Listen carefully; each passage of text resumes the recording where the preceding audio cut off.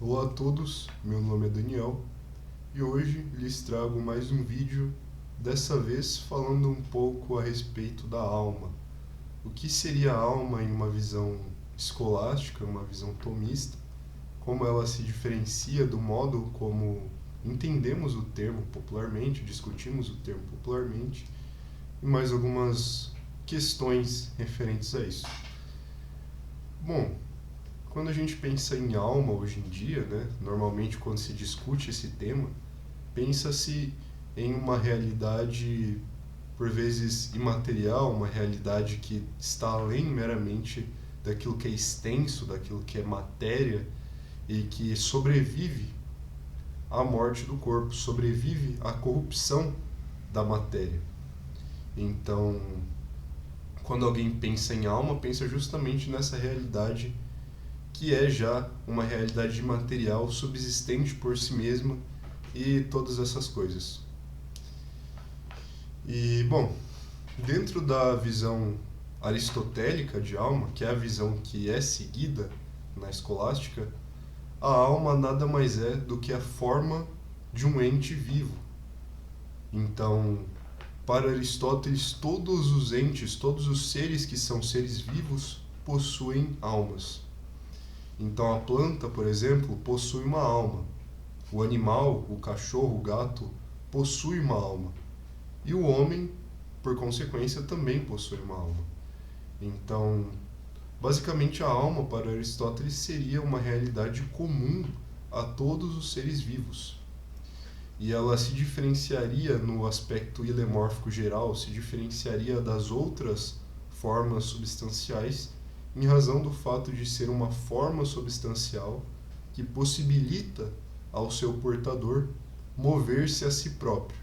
Então, o que caracteriza, qual é uma das características notáveis do ser vivo para Aristóteles? É justamente o mover-se a si próprio. Então, algo é vivo na medida em que move a si próprio. Se a gente pensa em uma pedra, por exemplo, essa pedra tem uma forma substancial que define aquela matéria como pedra e não uma outra coisa, como madeira, por exemplo. Então, a determinação, o ato daquela matéria é justamente a forma substancial da pedra. No entanto, a pedra ela não possui uma forma substancial que a possibilita mover-se por si própria, mover-se a si mesma. Então, não vemos pedras andando por aí, não vemos pedras, enfim, realizando qualquer tipo de movimento interior ou movimento imanente, qualquer tipo de automovimento. O que vemos é pedras se movendo porque foram, por exemplo, lançadas ao ar por alguém, ou então alguém esbarrou em uma pedra e ela se moveu, enfim. São movimentos que vêm de fora e assim atuam na pedra. Agora, no caso dos seres vivos, isso simplesmente não acontece, é uma coisa que a gente consegue observar com muita facilidade. A gente olha, por exemplo, um cachorro mesmo, e ele não se move só quando você vai lá e empurra ele, nem não é uma coisa boa, né, se fazer empurrar o cachorro e tal, mas enfim, não, ele não vai se mover somente se for empurrado, somente se for, não sei, jogado para um lado, jogado para outro. Não, pelo contrário, ele move-se a si próprio. Então, o cachorro anda de um lado para o outro, busca o seu alimento, busca carinho, enfim. Assim como o gato também faz, todos os animais fazem isso. E as plantas, a seu modo, também o fazem, mas elas o fazem a nível vegetativo, porque existem três níveis diferentes dessas formas substanciais que possibilitam o portador mover-se a si mesmo. São o nível vegetativo, que incluem funções como crescimento, alimentação, enfim, essas funções mais basilares da vida. O nível sensitivo, que possibilita ao ser vivo conhecer as coisas sensivelmente. Então, o cachorro, por exemplo, possui sentidos, ele vê as coisas e, com base na forma sensível recebida pelos sentidos, ele age no mundo. E o último nível, o mais perfeito no mundo material, é o nível intelectivo, que permite que não só hajam as funções naturais mais básicas, mais basilares, como crescimento, alimentação, etc. Não só possibilita as funções um pouco mais elevadas, as funções cognoscitivas, porém sensitivas, que são justamente as funções referentes aos sentidos, a visão, o olfato, o paladar, a audição, etc., que permite que o ser vivo conheça alguma coisa no mundo, mas agora também permite ao ser vivo o conhecimento propriamente intelectual, que é o conhecimento que penetra além dos acidentes e capta a essência das coisas, de certo modo. Claro que não de maneira perfeita, muito longe disso, mas ainda assim busca captar aquilo que está além da mera aparência, além dos meros acidentes, captar justamente a substância, o que são as coisas. E bom, nesse sentido temos que todos os seres vivos possuem almas, ainda que não do mesmo modo, são modos diferentes, há gradações de almas existentes entre os seres vivos. E essa visão geral que Aristóteles desenvolve a respeito desse tema. E, bom, nesse sentido não há muito o que discutir no que diz respeito a se há ou não almas, se almas existem. Porque, ora, se a definição de alma é uma forma que possibilita o ente mover-se a si próprio, e vemos que há efetivamente entes que movem-se a si próprios, então é evidente que almas existem. Essa não é uma questão a ser discutida. Agora, o que há de ser discutido, que Aristóteles discutiu, posteriormente os escolásticos discutiram, é se a alma é ou não um princípio, além de imaterial, no sentido de que não somente se reduz à matéria, mas molda a matéria, determina a matéria, mas também um princípio espiritual, no sentido de que, além de determinar a matéria, fazer com que a matéria seja uma coisa e não outra, se essa alma também pode sobreviver, continuar existindo, uma vez que o corpo se corrompa, uma vez que não haja mais a matéria do corpo. E bom, no caso tanto das plantas quanto dos animais meramente sensitivos, chamados animais brutos, a resposta é negativa. A resposta a essa questão é não, pelo simples fato de que todos os atos das almas desses animais, ou das almas dessas plantas, são atos de realidades corpóreas. Então, por exemplo, a planta, na medida em que ela cresce, o crescer está essencialmente, intrinsecamente vinculado à própria matéria da planta. No caso do animal, na medida em que ele tem sentidos e a sua alma o possibilita sentir, o sentir é impossível justamente sem os sentidos. Então, de novo, o ato da alma do animal está intrinsecamente relacionado a órgãos corpóreos. Então, todos os atos das almas dos animais são atos de órgãos corpóreos. E, ora, uma vez subtraídos esses atos corpóreos, subtrai-se também, por consequência, a própria alma, que ficaria de todo inativa. Então, é dito que a alma desses animais, ainda que imaterial, no sentido de não redutível à matéria, como eu já falei antes, ela corrompe-se per accidens, acidentalmente, com a corrupção da matéria desses mesmos animais. Agora, no que diz respeito ao homem, há uma coisa diferente, porque o homem, além dessas funções, ele também é uma entidade inteligente, uma entidade que consegue ler por dentro, né? Interleger e ler dentro das coisas. E a questão é que tanto para Aristóteles quanto para os escolásticos, sobretudo São Tomás, claro que houveram divergências quanto a isso, né? Alguns vão negar isso, outros vão afirmar, mas se a gente pega Aristóteles e São Tomás, eles vão dizer o seguinte, que o ato do intelecto, o ato de inteligir, não é um ato de nenhum órgão corpóreo.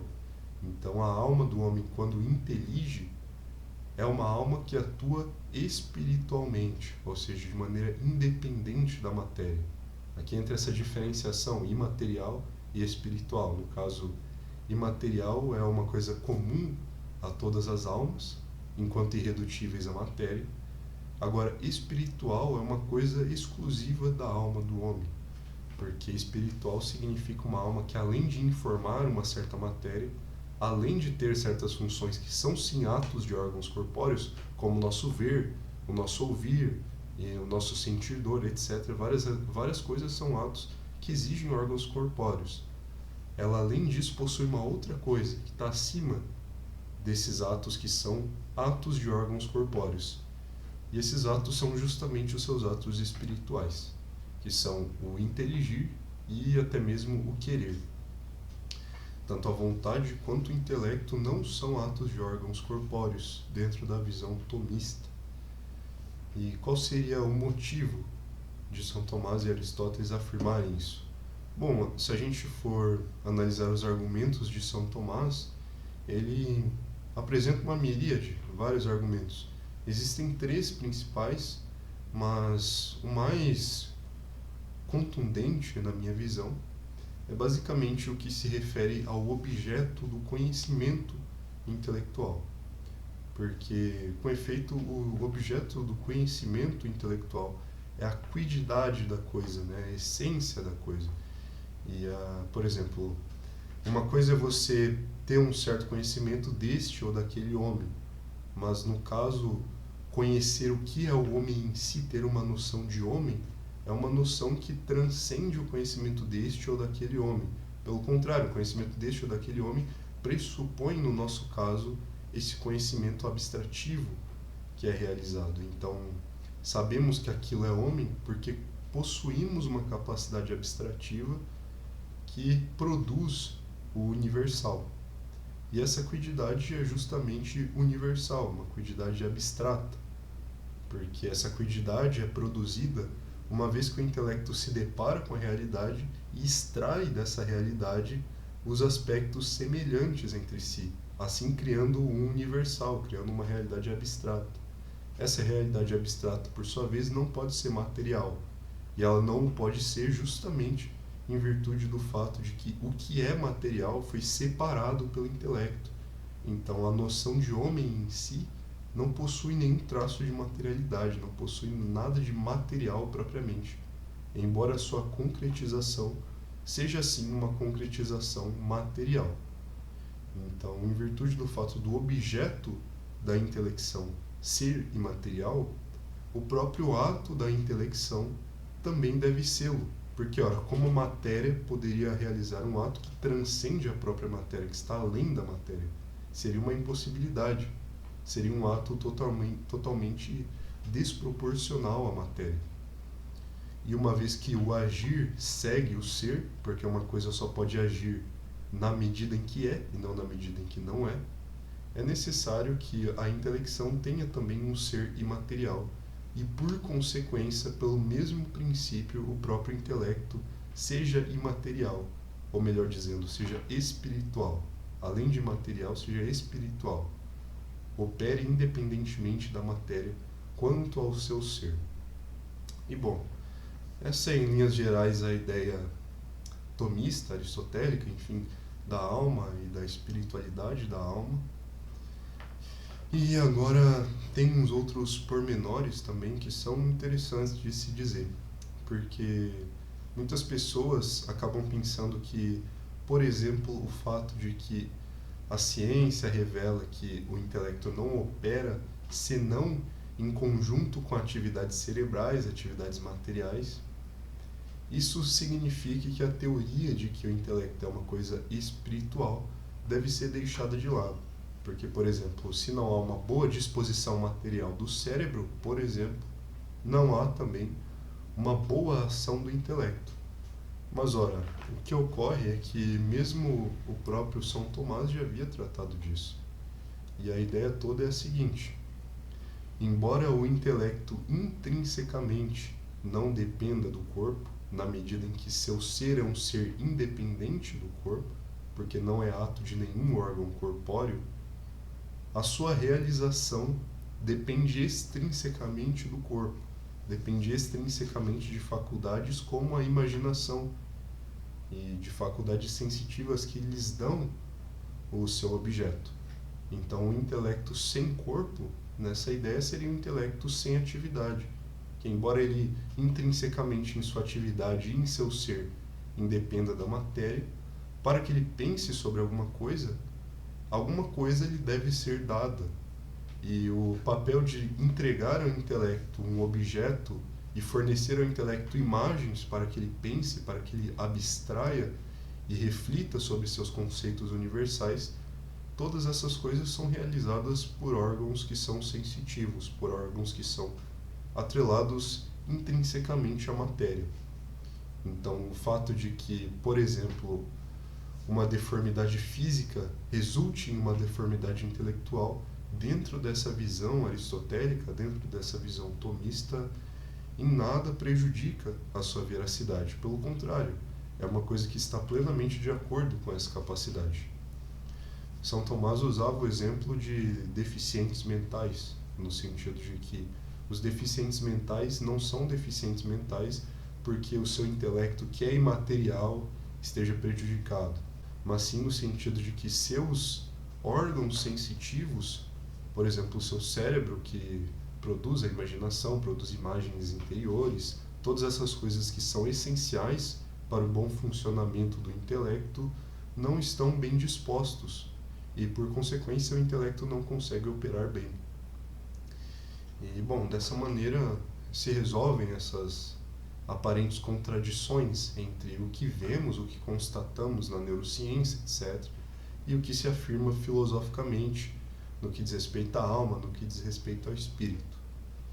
E, bom, essa foi uma breve introdução, se assim podemos chamar, desse tema. Se gostaram, deixem um like, comentem, sugestões, etc. E até a próxima.